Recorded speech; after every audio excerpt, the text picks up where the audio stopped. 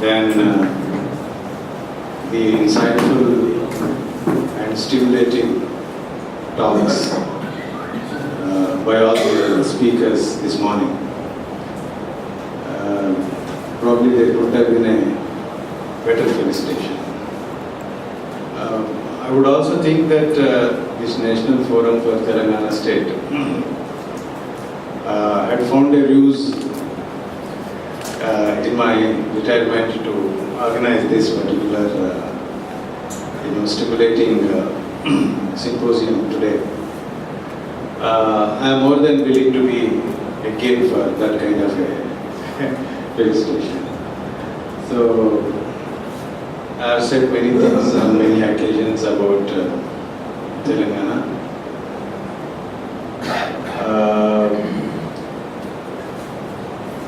There are certainly challenges before us. I couldn't agree more with Dr. Gopal Kishan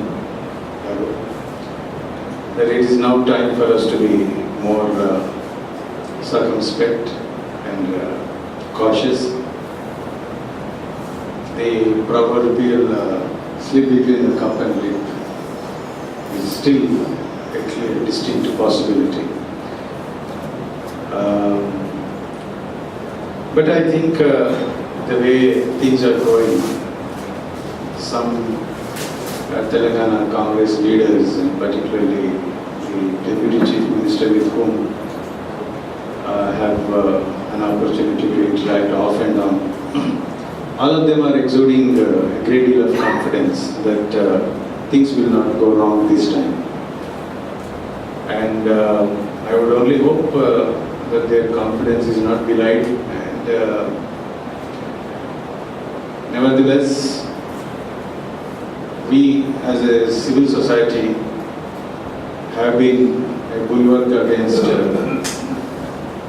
the many machinations of the Telangana, the Andhra lobbies, and the speakers before me have rightly said, it is not the gift of our Telangana politicians, but it is a gift of Telangana people to themselves.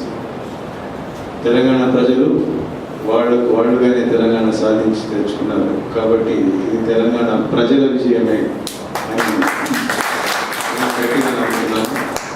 తెలంగాణలో ఈ రకమైన రాజకీయ సామాజిక చైతన్యం ఇప్పటిది కాదు ఎప్పటి నుంచో ఉంది.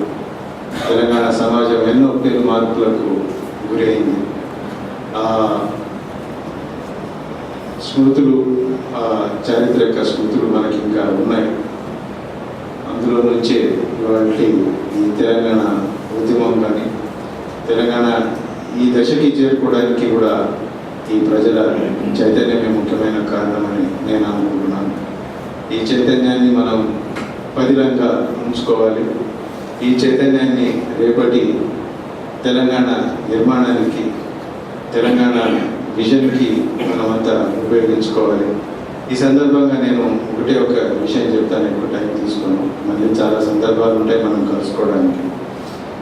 నేను అనడం ఏంటంటే, ఈ తెలంగాణ ప్రజా సంఘాలు ఏవైతే ఉన్నాయో, ఈ ప్రజా సంఘాల్లో కూడా కొంత భేదాభిప్రాయాలు, వైరుధ్యాలు ఉన్నాయి.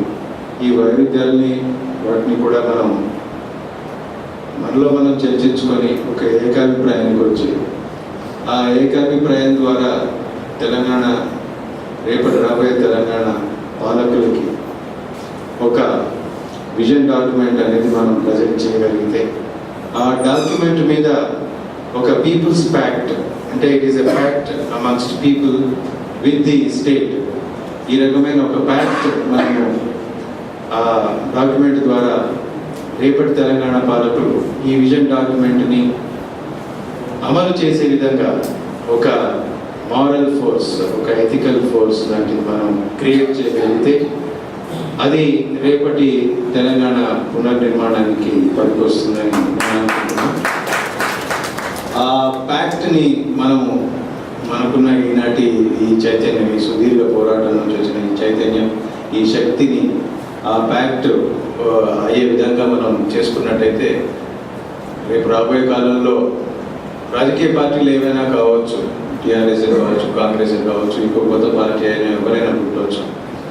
ఈ విజన్ డాక్యుమెంట్ ఏదైతే ప్రజల అంగీకారంతో, ఏదైతే మనం ఇంతకుముందు చాలా మా భక్తులు చెప్పినట్టుగా ప్రజలు తమకు తాముగా ఇచ్చుకున్న కాన్స్టిట్యూషన్ అని మనం ఏదైతే కాన్స్టిట్యూషన్ గురించి అంటున్నామో, we the people of India అని మనం కాన్స్టిట్యూషన్ ఎట్లా రాసుకున్నామో, రేపు we the people of Telangana అని ఆ విజన్ డాక్యుమెంట్ని మన కాన్స్టిట్యూషన్గా మనం తీసుకొని దాన్ని ఏ రాజకీయ పార్టీ అయినా దాని నుంచి పక్కకు తప్పుకోకుండా ఆ మినిమం ప్రోగ్రామ్, ఒక ఇంక్లూజివ్ తెలంగాణని, ఒక మంచి గుడ్ గవర్నెన్స్ ఉండే ఒక తెలంగాణని, మంచి సర్వీస్ డెలివరీ ఇచ్చగలిగే తెలంగాణని, ఒక సిటిజన్ సెంట్రిక్ తెలంగాణని, ఈ విధంగా ఏవైతే మనకున్న ఆశలు ఉన్నాయో, మనకున్న ఆబ్జెక్టివ్స్ ఉన్నాయో వాటిని అన్నిటిపైన తెలంగాణ పౌర సమాజం నుంచి మనం ఒక ప్రిపేర్ చేసిన ఒక కాన్స్టిట్యూషన్ లాగా రేపు రాబోయే పాలకులకి ఇచ్చి వాటిపైన వారి అంగీకారాన్ని తీసుకొని ఆ కాన్స్టిట్యూషన్, మన ప్రజల కాన్స్టిట్యూషన్ని రాబోయే ప్రభుత్వాలు ఇంప్లిమెంట్ చేసే విధంగా మనం ఒక ప్రయత్నం చేయాలని నేను అనుకుంటున్నా. ఆ విధంగా అయితేనే మనం చేసిన పోరాటాలు కానీ ఈ 1000 పైచిలకు ఆత్మ బలిదానాలు చేసుకున్న వాళ్ళ ఆత్మలకు శాంతి కలుగుతుంది. లేకపోతే మళ్ళీ ఇదే ప్రజాస్వామికం అనే పద్ధతిలో పార్లమెంటరీ డెమోక్రటిక్ మెథడ్స్లో డబ్బులు నోటి టికెట్లు వస్తే వాడే కాంట్రాక్టర్లు కానీ, రియల్ ఎస్టేట్లు, ఇట్లాంటి రకాలైన ప్రజానాయకులే మనకు మళ్ళీ దాపురిస్తారు. వాళ్లకు అవగాహన ఏమి ఎంత ఉంటుందో మనకు అందరికీ తెలిసిన విషయమే. కాబట్టి ఇవాళ దౌర్భాగ్యం ఏమిటంటే ప్రజాప్రతినిధులు అనేవాళ్ళు ప్రజల నుంచి దూరం అయిపోయిన పరిస్థితి ఉంది. వాళ్ళ చుట్టూ ఉన్న గన్మెన్లను కానీ, సెక్యూరిటీ పీపుల్ని కానీ చూస్తే ఒక ప్రజాప్రతినిధికి గన్మెన్ ఎందుకంటే నాకు ఇప్పటికీ అర్థం కాని విషయం. ఎందుకనంటే వాడు ప్రజల నుంచి అటానమస్ అయిపోయాడు వాడు, కాబట్టి వాడికి సెక్యూరిటీ కావాలి. ఎందుకు అంటే వాడికంటూ విధానం లేదు. ఇది సెల్ఫ్ సర్వింగ్ పొలిటీషియన్ కాబట్టి ప్రజలు ఎక్కడ దంతారో ఎక్కడ కొడతారో అని మనకి ఎప్పుడు భయం ఉంటుంది.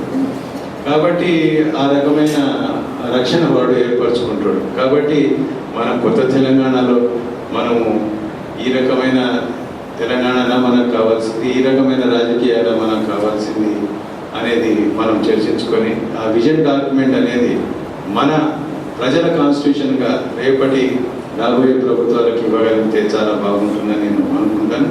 ఇంకా మనకు కొంత టైం ఉంది కాబట్టి ఆ టైంలో ఇట్లాంటి డాక్యుమెంట్ ప్రిపరేషన్లో మనమంతా నిమగ్నమైపోవాలని నేను అందరినీ పేరున కోరుతూ మీరు ఇచ్చిన ఈ గౌరవానికి, ఈ చేసిన సన్మానానికి నేను అర్హులో కాదో తెలియదు కానీ మీ అభిమానాన్ని చూరగొన్నాను.